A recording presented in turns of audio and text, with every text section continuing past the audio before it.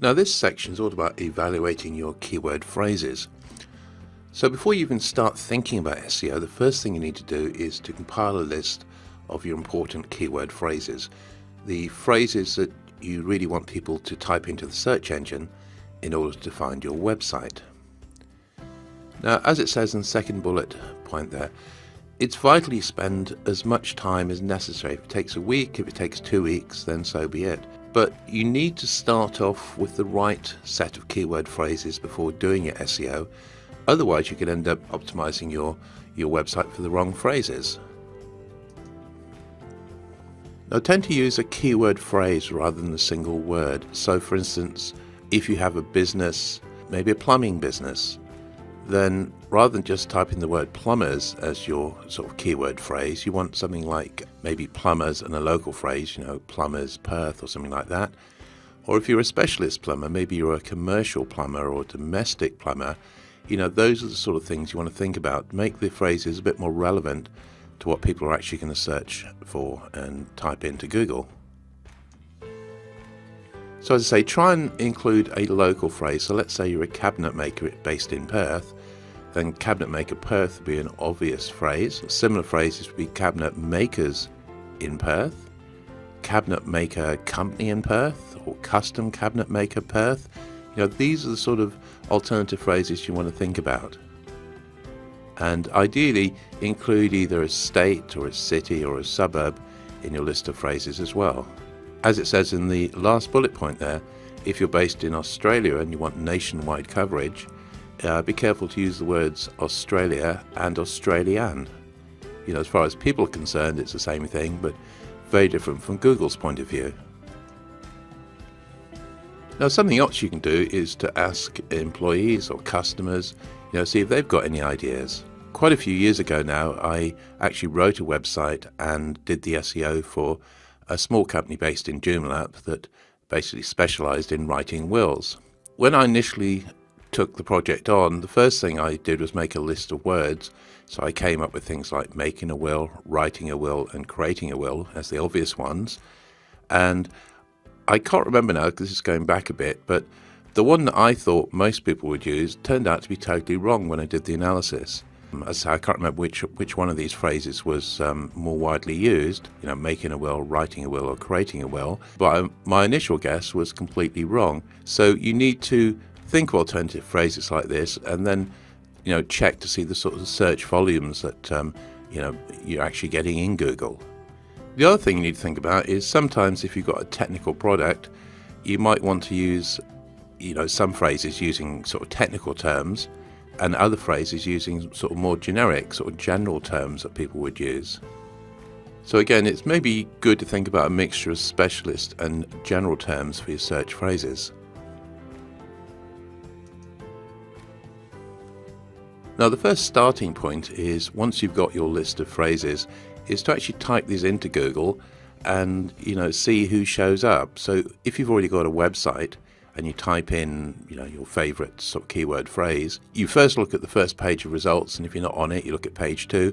And let's say, for sake of argument, you show up at the bottom of page 3, then you just identified the 30 websites or so that you need to get in front of, ideally.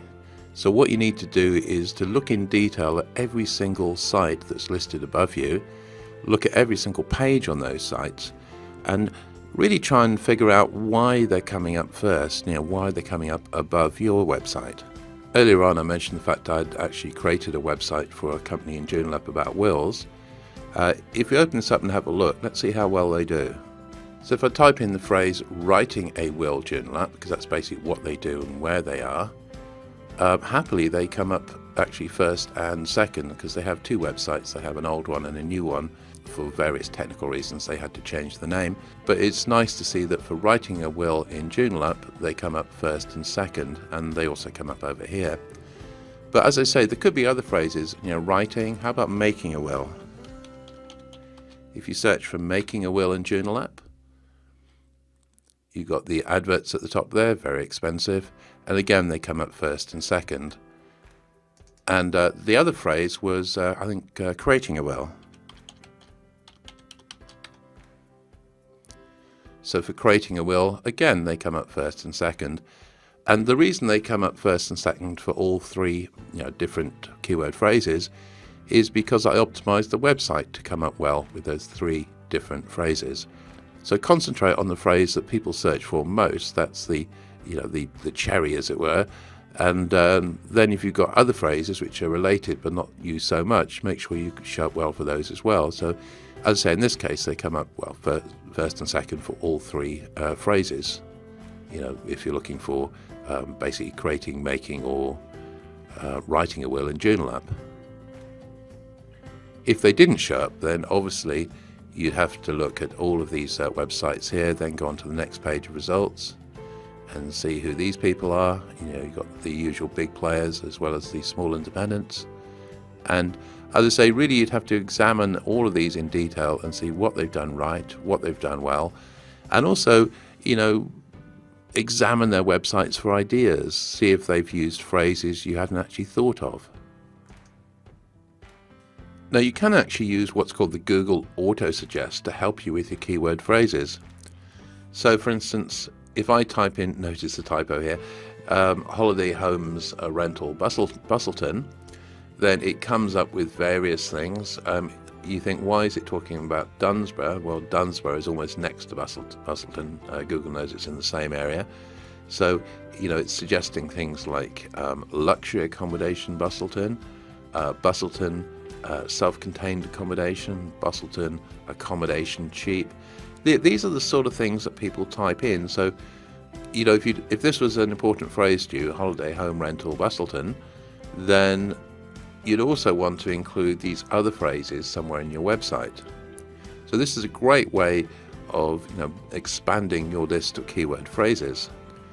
If I just simply type in holiday home rental Bustleton, here's my list of alternative phrases. So cheap is something that's important to people, self-contained is important, luxury is important, and also you might want to possibly in this case have something about Dunsborough in there as well, because Dunsborough and Bustleton are not very far. So obviously you don't want to try and cheat customers by pretending you're in Dunsborough, but there's nothing wrong with pointing out the fact that Bustleton and Dunsborough are very close to each other, so they might want to consider looking at Bustleton rather than Dunsborough. Now another way in which Google can help is by displaying what are called related searches. So in this example here, I've just searched for something like cheap holiday, and at the bottom of the results was a list of related searches, as you can see. So again, let's try this for real. So here I am, I've searched for cheap holidays. You've got the usual adverts at the top here. Then as we go down here, you've got all the big players here, Flight Centre and so forth. But if you come down to the bottom here, here's the related searches. So all of these items here, So all of these items here, they could be the sort of phrases you might also want to include, on your pages if that phrase, cheap holidays, was important to you. The other thing is if you click on one of these, like for instance, cheap overseas holidays 2018, if you click on that, then go to the bottom again, you've got more related phrases to that particular phrase. So as I say, you can click on something, look at the related phrases, click on one of the related phrases, that gives you more phrases, and before you know it, you've got quite a long list of potential sort of keyword phrases that you want to optimize for.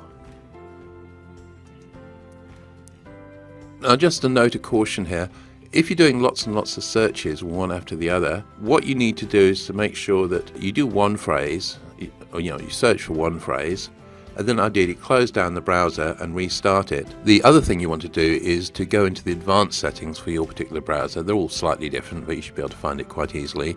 And essentially what you need to do is turn the cache off. So with most browsers, what you can do is you can do a search, and if the cache is turned off, when you close the browser and reopen it, is like a sort of clean version. You'll find that if you do one search followed by another, followed by another, followed by another, then the results that you see get skewed slightly to what you're searching for. Google adapts to you. So it's just one of those things. Just set your browser to turn the cache off, And when you're doing searches, do a search, look at the results, close the browser, restart it, and make sure that the cache is turned off. Now, something else you want to think about when you're doing research is what's called word stemming. So, for instance, do you want to use the word plumber or plumbers? In some cases, people might use completely different versions of a word or different spellings. So in my case, if I'm talking about SEO for websites or something like that, then the word website could be all one word, or you could have web space site, or possibly you could have web dash site. It doesn't matter whether this is correct English or not. These are the sort of things people will actually search for in these different combinations. So that's another little tip. Ideally on your website have different versions of words, be it single and plural, or slightly different spellings, or maybe abbreviations and the full thing. So in my case, I might use the word SEO in a sentence, and then later on I'd use the words search engine optimization, and Google does actually know the two are linked.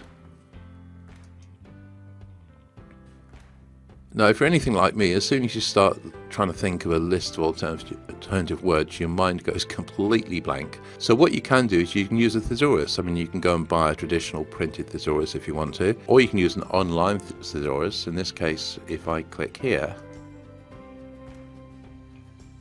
this has brought up an online thesaurus for me. So, for instance, if I want a term like, marketing, I just simply type it in and go and search for alternatives. So it's basically saying alternatives you might want to think about are buying, commerce, retailing, selling, purchasing. Not a very good example in this case, I must admit, but you kind of get the idea. So, one of the things you should think of is using as many different versions of a word, or many different words as possible when doing your research. Incidentally, you can do this in Microsoft Word. So if I type in the word marketing, if I just double click to highlight the word, I can use the online thesaurus. You can access this by pressing Shift F7, or you can go to where it says Review Thesaurus, or you can right click on this, and from there you can go to Thesaurus or synonyms. So I go to Thesaurus here, and over here it brings up alternative words like advertising, promotion, selling, publicizing, presentation, advertising, selling, etc. The other thing you want to think about are using what are called long tail search phrases. A long tail search phrase is one that won't be used very often, but if you can think of some keywords or keyword phrases that make up a long tail phrase, like in this example here, plumbing services in Perth's northern suburbs. As I say, there won't be that many people that use that particular phrase, but if you can optimize a particular page so it kind of nails that particular phrase, then you've got a very good chance of showing up pretty well on the first page. So one of the mistakes that most people make when they're thinking about keyword phrases is they go for the top of the tree phrases, the ones that get an awful lot of searches. Whereas if you go for sort of the low-hanging phrases, like these long-tail phrases, then far fewer people actually search for those particular phrases. But if you go all out to optimize a page for one of these, then you've got a much better chance of showing up. Now, if you're a large multinational company, you're not really that interested in the long tail phrases. You want to go for the sort of trophy phrases, as it were. But certainly if you're, in this case, if you're a small plumbing business, you just got a few employees, then, if you are based in the northern suburbs, then that's really what you want to optimize for. So in Perth, you could have somewhere like, Joondalup would be the obvious candidate for something in the northern suburbs. You'd want to go for local businesses there rather than go all the way down to Fremantle for some business, which is the other side of Perth. So again, try and tailor the phrases you're going to use to your particular business.